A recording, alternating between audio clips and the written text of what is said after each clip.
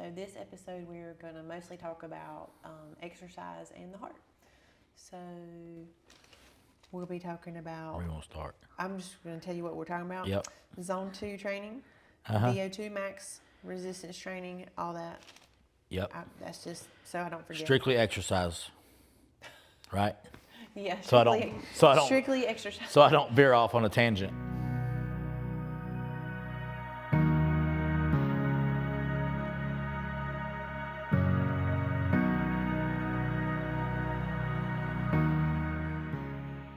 Welcome back to another episode on the OptimLife podcast.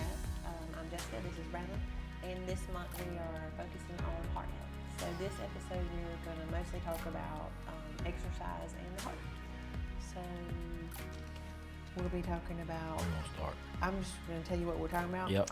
Zone 2 training, VO2 max, resistance training, all that.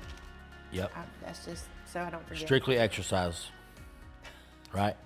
Yeah. Strictly exercise. So I don't veer off on a tangent. Okay. What do you want to talk about? Zone 2 first? Yeah, talk about that. Talk about cardio. So cardio, you can do intense cardio, right? You can do lower intensity cardio. I generally break it up high intensity. Like I'm either getting out of breath or I'm just kind of like walking on a treadmill. You can focus on zone 2, 3, 4, but there's too many zones.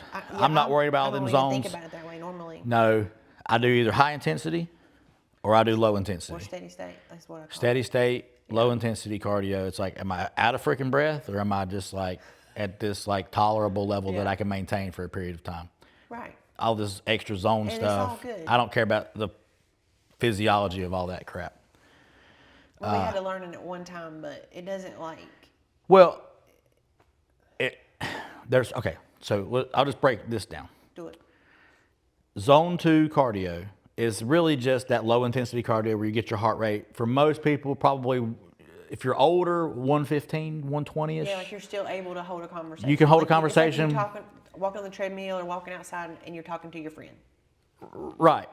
And the top end of zone 2 would be like, okay, all right, hey, yeah, I can kind of have a conversation. Like, I'm kind of breathe a little bit, but any more than that, you're getting into a higher intensity or that next zone. So, but it's like, can I walk on the treadmill for 30 minutes, 20? I say 20 to 40 minutes. I mean, people do an hour. I think you don't need to do that. Break it up. 20 or 30 minutes, you get the benefit.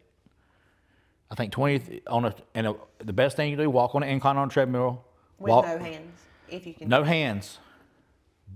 Doesn't make sense to put a treadmill 90 up. miles an hour. Let me put the treadmill as high as it can go and hang on to it and eliminate all the benefit. Yeah, it's so funny. But that's a gym joke. But you'll see people. You ever see people at the gym? They crank it up to 15. Crank it up to 15. They're walking at 4 miles per hour and they're hanging on. And I'm like, no, just lower the. When I do it, I put it on like a 10 to 12 incline on a commercial treadmill. And you don't have to be at a fast pace. 2.5 speed. 2.5. Yeah. It's like nice, good steps. It's like a nice hike up a hill, like a slow hike. And it will get your heart rate up. My heart rate will be 140. Yeah. And I'll do that for 30 minutes, and that is the best cardio. And then I do the stair mill too, real slow. Don't get on the stair mill and hang on either. Yeah, I don't use no hands. Put a stair mill, go on a speed 4 or 5 on a stair mill is plenty. Your heart rate will get up to like 140. Like, just chill out. But those are my go-to cardio. You can be on a bike. But okay, so talk about like more high intensity, how we like to do that at certain times. Like I really like Tabatas if I'm wanting to do that. Right. So we have a CrossFit background too, formerly level 1 coaches, and we had to do all this stuff. But like, you had Tabatas. They're big in CrossFit. Tabata is 20 seconds of all-out effort on a bike or a rower or. They try to incorporate it with other things, but a bike. You can do it with slam balls even. You can do it with a slam ball, but as far as cardiovascular machines, I would say you get on like an Airdyne bike or a rower. If you have a spin bike, you can kind of do it, crank the resistance up. But Air Runner's good too. You can do it on an Air Runner, but I don't like to sprint. It's like I'm gonna fall off that thing. I do it. But 20 seconds all-out effort, like. And then 10 seconds rest. 10 seconds rest, but when I say all-out effort, it's supposed to be like. You're going to die. And it literally only takes 4 minutes because it's 8 working. It's 8 rounds, right? Yeah. 20 seconds of work, 10 seconds of rest. 20 seconds of work. So every minute you're doing 2 rounds. Yeah. So after 4 minutes, that's 8 rounds. And after 4 minutes of that all-out, high-intensity, full-intensity effort, you want to die. I was going to say that. Yeah, you feel like you feel like. But what is that good for? Like, Well, why do we do it? Well, because that level of intensity, that even though it's that short duration, it's that all-out effort. One, it's exposing the heart to a level of stress, I think, that is good for short duration. Like we talk about heart, it's going to strengthen the heart, increase your VO2 max. Right. And it's increasing your cardiovascular output to a high degree. Like if you can do that, you ain't gonna have no problem walking on that treadmill. So like, I think, now you shouldn't do that every day. Right. I think if you did that once or twice a week, that's good. Every other day, every 3 days, like 2 to 3 times a week, maybe. Right. You don't need to do that all the time, but because that is exposing you. It's like a hard weight training workout. You need to recover from it. And why do we care about VO2 max? All right, so VO2 max is, if you care about science, it's associated with longevity and lifespan, right? So if your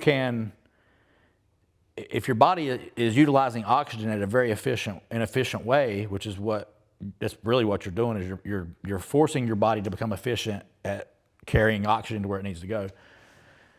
You're gonna, and in conjunction with an elevated muscle mass, if you maintain your muscle mass as you age, your quality of life is going to be dramatically increased. You're going to live longer. And if you don't live longer, you're going to live that much healthier and feel better. Right. And you're talking about something that takes 4 minutes, and you could do that 2 or 3 times a week, and it's going to increase your VO2 max, and it's going to help you live longer.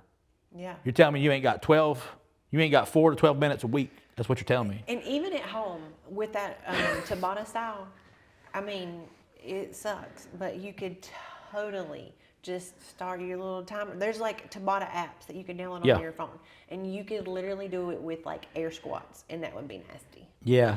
I mean, we've done it. Yeah, you're getting a lot. You're getting in 20 seconds. Yeah. Rest as many as you can, and like as many as you can get. Let's say it was like 20 in 20 seconds. Try to hit that number like every time. Like, don't give up, right? And that's what makes it hard. Yeah, it's not going to be the same cardiovascular effect doing resistance training. Yeah. And it's something you can do at home with no equipment, just you and your body. Yeah, that's what I'm saying. It's high intensity body that's weight. What I'm getting at. There's like no excuse. That's true. Because there's no equipment other than the little timer on your. Yeah, well, if you can do body weight squats like that, then your lifespan is going to be better too, right? Yeah. You're never going to fall and break a hip if you do that. And let's say you're not good at those yet. Okay, well, do what you can in those 20 seconds, you have to, and then the next 20. You have to work up to it, right? Some people can barely do one body weight squat. Well, that's what I'm saying. Yeah. So they might have to start with just working on that. Right. Then it's like, okay, tomorrow you do 2. So there's so many different ways, but the point is, it's like, man, if you've got a body, which you do because you're alive, and you've got 4 minutes, then you can do something. Yeah, and the thing is, like, my intensity is going to look different than grandma. Right. Okay. And that's fine. It's like, how hard can you go for that 20 seconds? Another way you can do it, you don't have to do it to bottom, but let's say take 10 minutes. You're going to do 10 intervals. We'll just dial the intensity down a little bit. Let's go 20 seconds on a bike or a rower or whatever you're doing. Rest for the rest of that minute. And at the top of every minute, sprint. That's another way to do high intensity. So you're going to get 10 rounds of sprinting in 10 minutes. That 10 minutes is going to probably have a better cardiovascular effect than walking on the treadmill for 40 minutes. Man, you're making me feel bad. I haven't done any of this in a while. I'm saying all this, and I haven't been doing it myself. We haven't been doing it, but let me tell you something. I'll tell you how I know that what we do works. I got on the stairmill for the first time in a hot little minute this week, and like it took forever for my heart rate to get up. Like it was like I was still just as cardiovascularly fit. And guess what we've been doing? Weightlifting. So that was our final thing to talk about.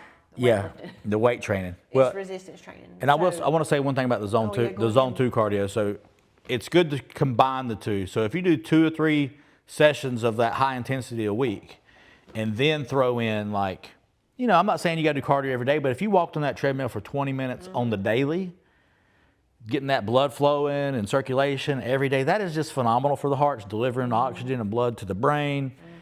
doing it as often as possible is key. I would rather you do 15 minutes every day than do 45 minutes once or twice a week. As long as you're getting that heart rate up and once you start breaking a sweat, that blood's pumping. There's some benefits going on there. I'm not saying that 45-minute session here and there ain't gonna be good for you. Yeah, I mean, you can mix it up. But I'm saying it's better to get 20 minutes daily than do like one big session or two big sessions a week. Yeah. And that makes it take a small bite of the apple, right? It's better than just trying to be there forever. But then resistance training, which we've never gotten rid of. Resistance training has always been a part of my regimen since I was 14. And I've always had good cardiovascular health, blood pressure. Low resting heart rate. Yes, a low resting heart rate. Now, I played sports and stuff, but I never, even when I got out of doing a lot of cardio, and even when I was still just lifting and eating, I've always eaten decent. That's what I'm saying. I haven't been doing any cardio, and my resting heart rate's still low. I still got on there, was able to do the same. And you eat a clean diet. But we don't rest for long periods of time either during our resistance training. Yeah, I'm gonna clear that up too. Clear it up.